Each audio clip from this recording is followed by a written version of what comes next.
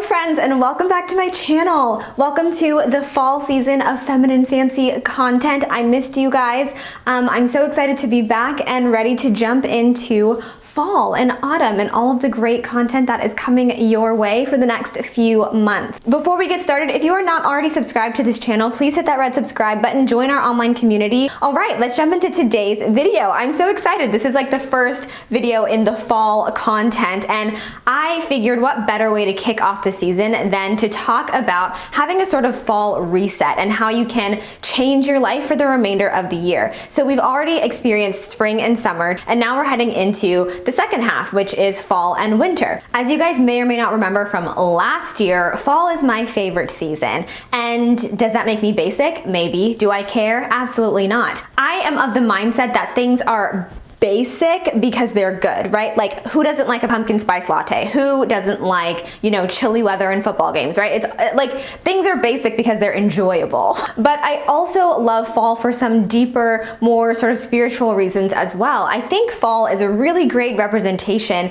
of life and how sometimes in different seasons you have to allow for things to sort of wither away and die in order to create room for new growth and new life. And fall is just the perfect representation of that for me. In addition to my iced chai with 2 pumps of pumpkin spice, I also embrace this concept of making room for newness in my life in the fall season. So that's why I love fall. If you guys want to see my fall self-care video from last year, I will link it down below. This is the absolute perfect time to jump into a fall reset. So in today's video, I'm going to give you 5 ways that you can reset your life for the fall season and make some positive changes for the rest of the year. Okay, so the first fall reset challenge habit that I want to give you is to fall in love with learning again. For many of us, this season used to represent the start of a new school year. And so with that brought new opportunities for learning and for growing and expanding our minds and engaging in critical thinking and doing all of these things that as adults, we don't necessarily get the opportunity to do as much.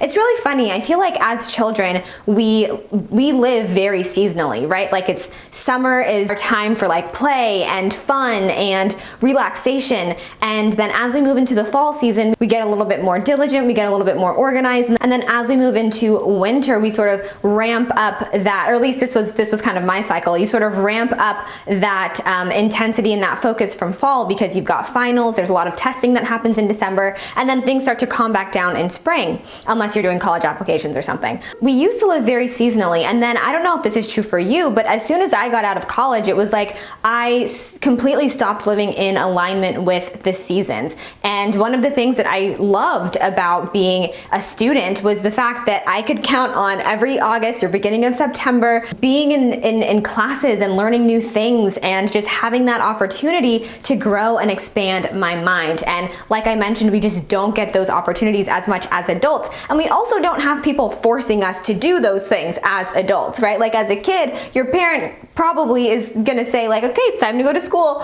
As an adult, like, you don't have anyone forcing you to learn something new. So what tends to happen is we start to sort of rest on our laurels and rest on the things we already know. But I think that in life, we really should look at ourselves as students for the rest of our lives. Like, we can always be learning, we can always be growing. And this is a great season and a great opportunity for you to sort of tap back into that beginning of the school year mindset and start learning something new. So whether you sign up for a new course or an online class, or you start learning a new language, or even if you take up like reading a book that's not just, you know, like someone's autobiography or a fiction novel, if you take up reading a book that is educational, that's going to teach you something, that's a great way to sort of engage in this fall reset. So I encourage you to fall in love with learning this fall.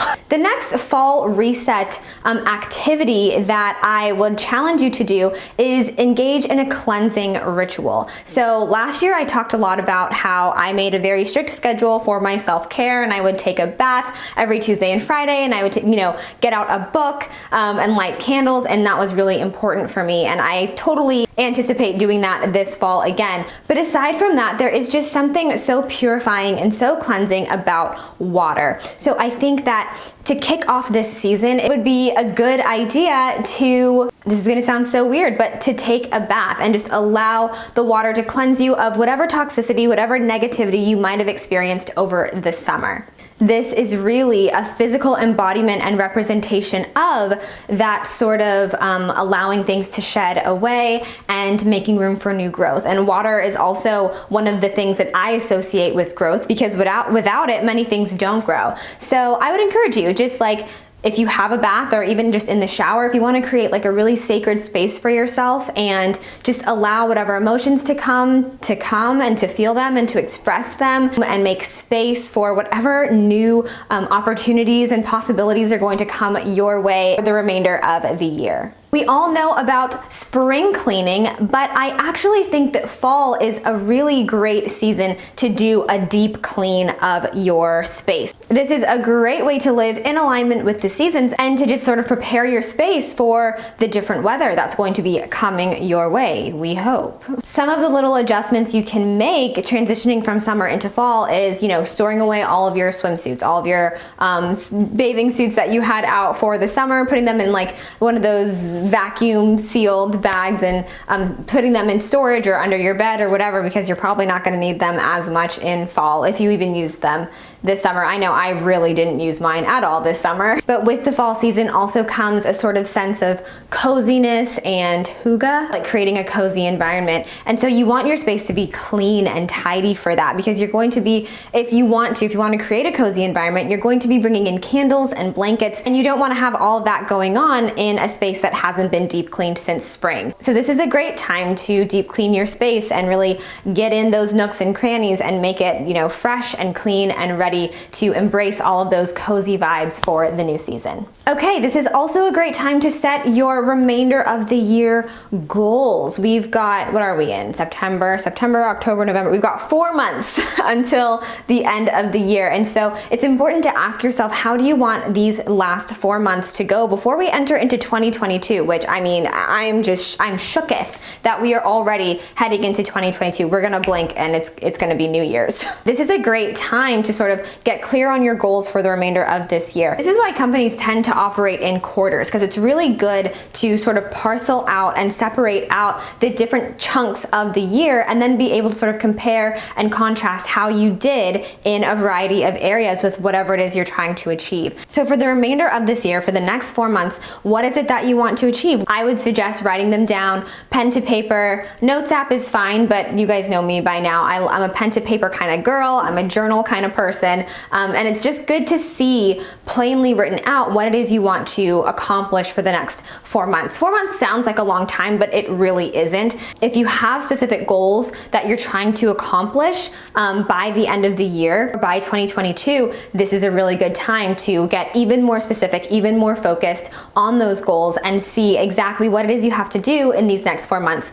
to reach them. For example, if you are a YouTuber or you want to be a YouTuber or you want to be a content creator, then what you have to do to sort of get to whatever goal you've set for yourself between now and the end of the year. I know in my Patreon community, those who are in the You Grow Girl tier get access to my content and my videos on how to grow a brand, an Instagram page, or a channel every month. So something like that would be good to participate in as you go through these next few months leading towards the end of the year. And finally, my last tip for you guys is to start eating seasonally. If you don't already do this, autumn is a great time to start eating seasonally, because this is the time of harvest. This is the time of plenty. This is the time when all of the things that you planted a few months ago are coming to fruition. And I feel like you could use that as an analogy for so many things, but truly this is harvest time. But because of the sort of society we live in, where we can kind of have access to different foods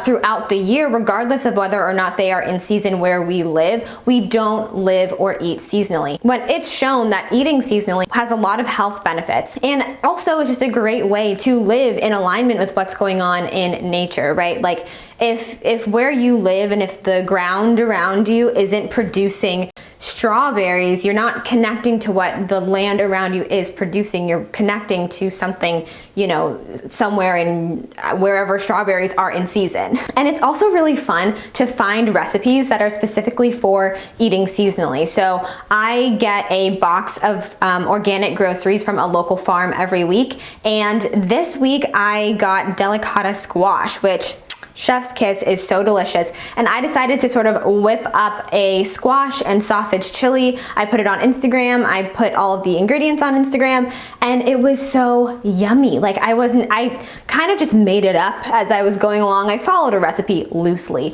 but for the most part I made it up, but it was so yummy, and it just felt so good to be eating something that I know was grown with love, was grown organically, and that is in season right now. And so that really helps me to feel, again, in alignment with what's going on around me. And I think it's a great way to sort of reset and acknowledge that, like, we don't have to live in this sort of society where you get everything at the, you know, at the snap of a finger, at the swipe of a Visa card. Like, just because you have access to something doesn't mean it's good for you. And I think that's an important thing to remember as we head into this fall season in a variety of ways. And I could totally go off on a tangent right now, but I won't. I will stop the video there. Thank you guys so much for watching. If you enjoyed it, please give it a big thumbs up. Subscribe to this channel if you haven't already. Join our community and head over to my Instagram at _thefemininefancy _@_thefemininefancy_. There's also going to be a corresponding blog post with this video that I will leave linked down below, but you'll also be able to find it on my blog at thefemininefancy.com. If you are not already a patron, then please consider becoming a patron. Join my Patreon linked below and get excited for the fall content that is coming this season. I am so excited to show you what I've been working on. I love you guys so much, and I will see you in the next video.